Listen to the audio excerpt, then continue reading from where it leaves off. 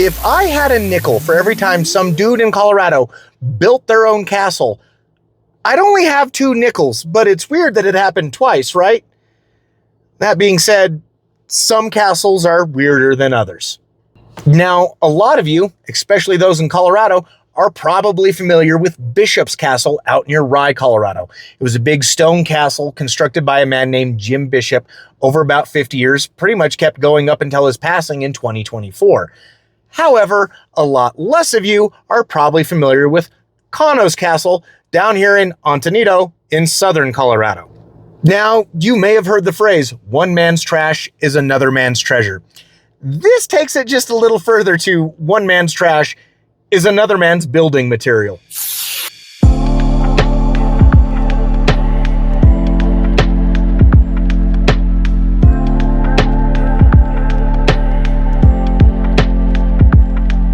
Now, what we're getting ready to go and look at is what is affectionately known here in the local area as Cano's Castle.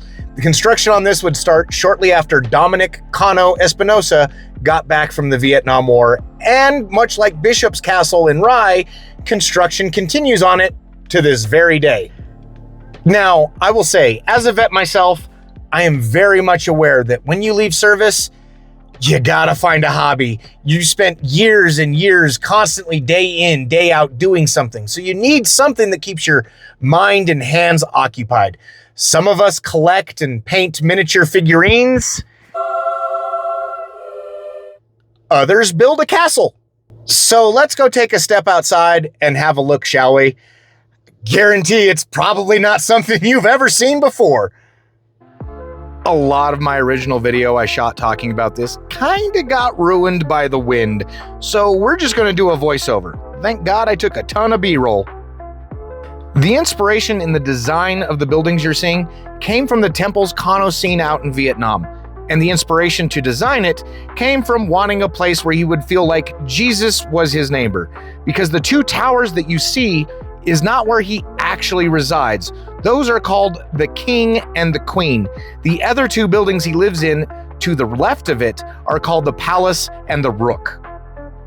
A lot of the shining outside exterior that you see is beer cans that he painstakingly cut, flattened, and attached to the side like siding, along with a lot of hubcaps, beer bottles, wood, and, well, pretty much anything else he could get his hands on.